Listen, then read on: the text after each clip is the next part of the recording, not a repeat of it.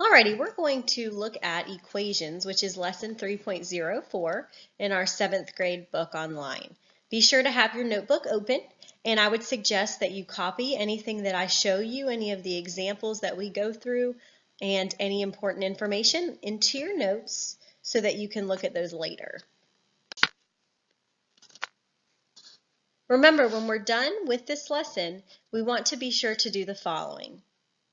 You should be able to say that you can solve multi-step equations with speed and accuracy, and you can identify the sequence of operations used to solve multi-step algebraic equations.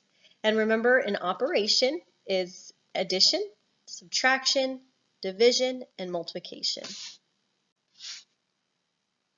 Let's first start off with what an equation is. What is an equation? What's the difference between an equation and an expression?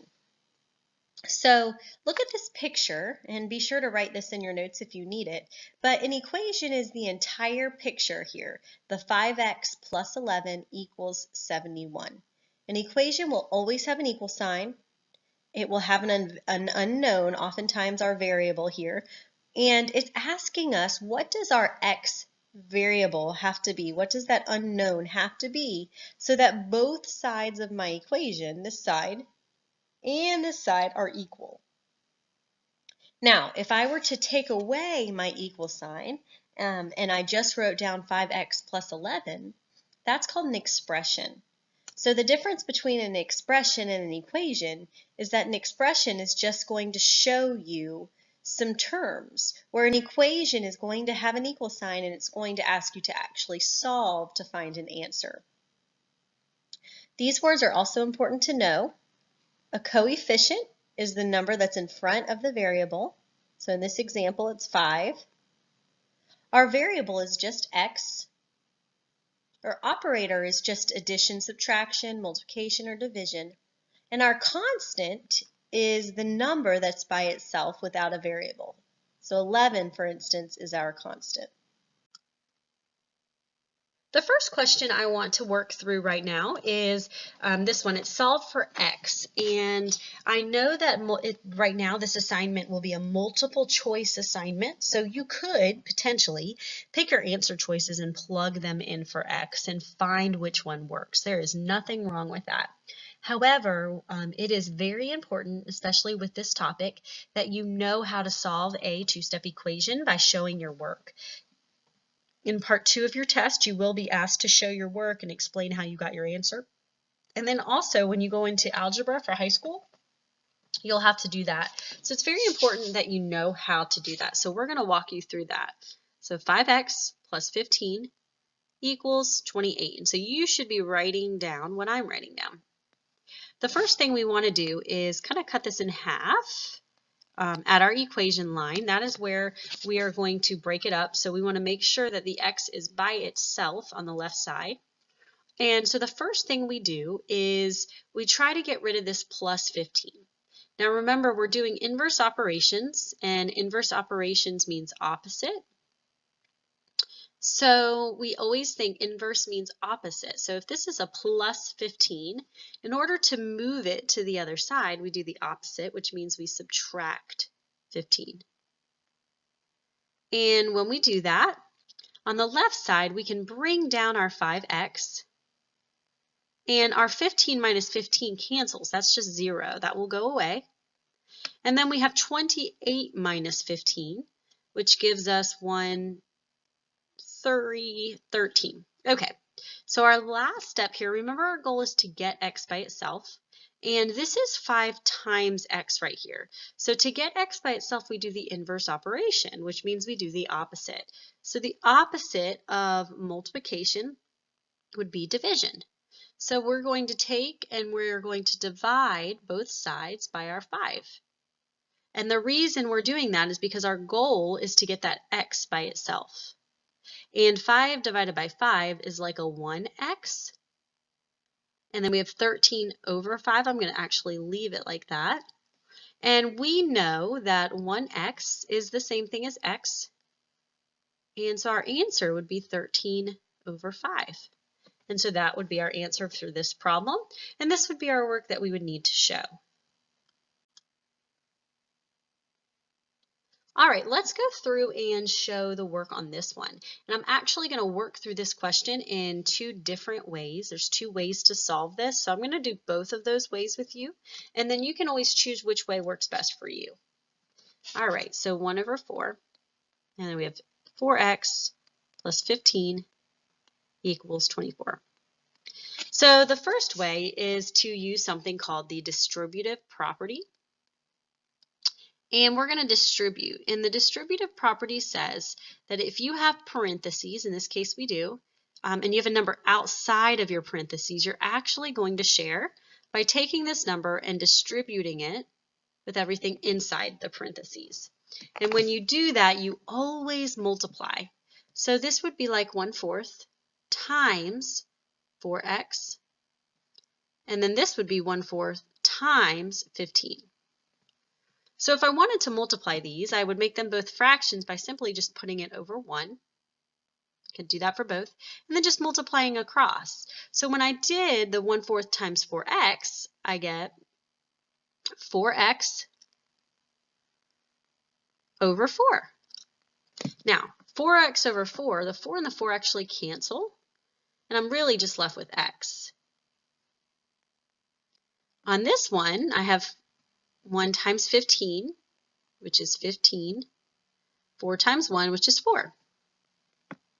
So right now, once I use the distributive property and I multiply this fraction through, I am left with this equation, x plus 15 over 4 equals 24. And now my goal would be to solve this. So I'm going to come up here and I'm going to say, well, what can I do to solve this? Well, the first thing I can do is I need to get rid of my plus 15 over 4. I need to move that over. And to move that over, I always do inverse operations, which means the opposite.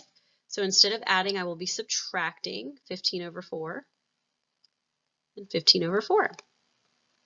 And when I do that on this side of my equation, these cancel, right, because they're just 0, and I'm left with x equals. And now I've got to actually subtract these.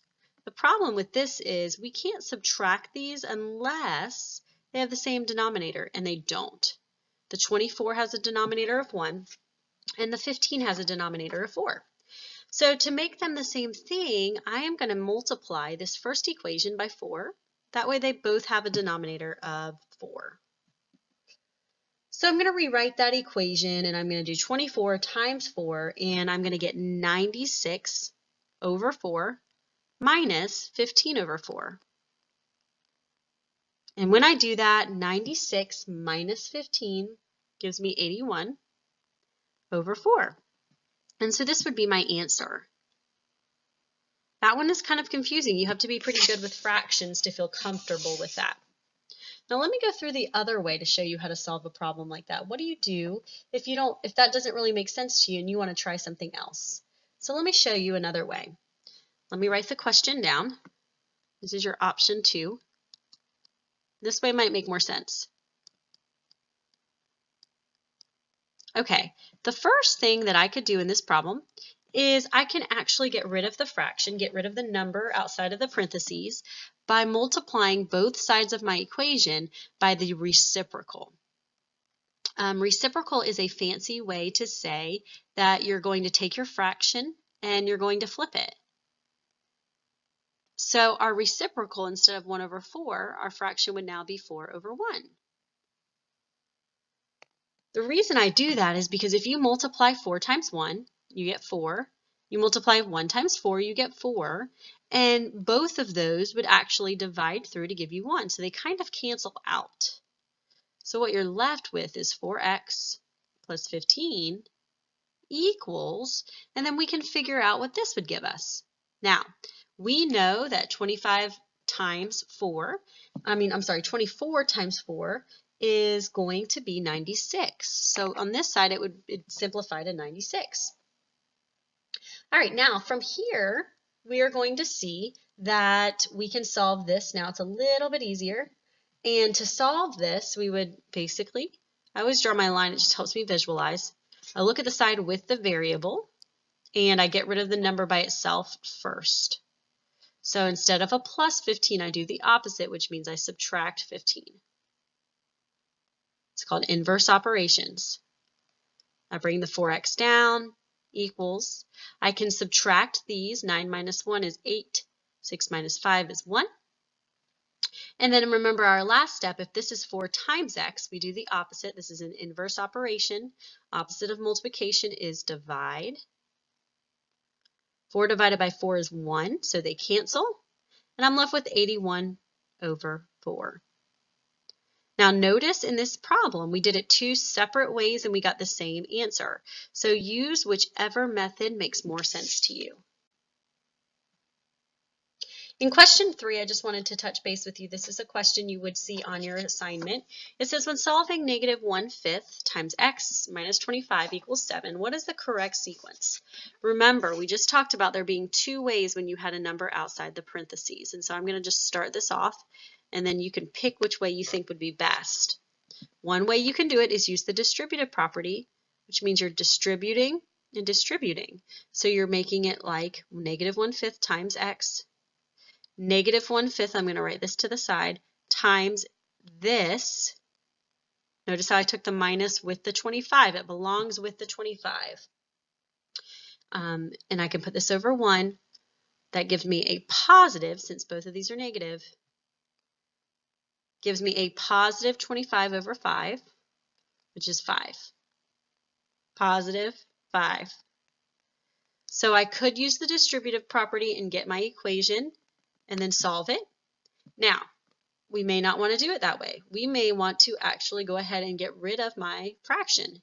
And remember, we got rid of our fraction by multiplying by the reciprocal, which means we're multiplying both sides by 5 over 1 negative 5 over 1. And when we do that, these cancel, and we're left with x minus 25 equals negative 35. And from here, you could do the opposite. So instead of minus 25, we can add 25. Cancel, cancel, and you can get an answer. Now, either option works. This question is asking you the steps you would take. So just take a look at both options and see which option the steps are showing, and then pick the one that most applies. Let's practice a word problem. It says, using the word problem below, create an equation and solve the equation. Be sure to define your variable. So if you want to pause the screen to write this one in your notes, feel free to do that. We're going to read through this now, and we're going to highlight some of the important information that we'll need. It says, during the basketball season, Jason scored 43 points. That's his total. He scored 5 fewer points than 3 times the number Kevin did. How many points did Kevin score? All right, so if we were to figure out first how to write this, we know that Jason has scored 43 points. So that's like our total. That's Jason's total points. Now, we also know that he scored, and when he talks about he's referring to Jason here. He scored 5 points fewer. So when we dissect that, we have a minus 5. 5 points fewer means minus 5. Then 3 times the number Kevin did. Well, in this entire problem, we don't see anything about Kevin. So we have to really use a variable to represent Kevin. So I'm going to say that x is Kevin's score. And if Jason scored 3 times the amount as Kevin, we're just going to do 3 times x. And then 5 points fewer than that. So this is our equation that I just have written here for us. That would be our equation that we would use to represent this situation. Now, when it says to define our variable, we need to make sure we do that. Notice on the side I put x is the score, Kevin's score. That's defining the variable. You're telling us what that variable stands for in your problem. All right, now we're going to solve this. To solve this, I'm going to draw my line through the middle. Just shows me where my two sides of my equation are. And then I'm going to move the number over that does not have the variable first. So I'm going to move the minus 5 over by adding 5 to both sides. So that means I can bring my 3x down. My minus 5 and my plus 5 is 0. Those cancel. You always want those to cancel out. And then I have 43 plus 5, which is 48. Now, remember, we always do the opposite, which is called inverse operations, to solve. So if this is 3 times x, we do the opposite of multiplication, which is to divide. And remember, our goal is to get x by itself, so we always divide by the number that's in front of our x. And the reason we do that is because when we do 3 divided by 3, we get 1x, which cancels. So that really gives us 1x equals, and then 48 divided by 3 is 16. Now, I don't have to write 1x because that's the same as saying x equals 16. So for this problem, my answer is 16. When I think about what that represents Kevin's score. So that means that Kevin has scored 16.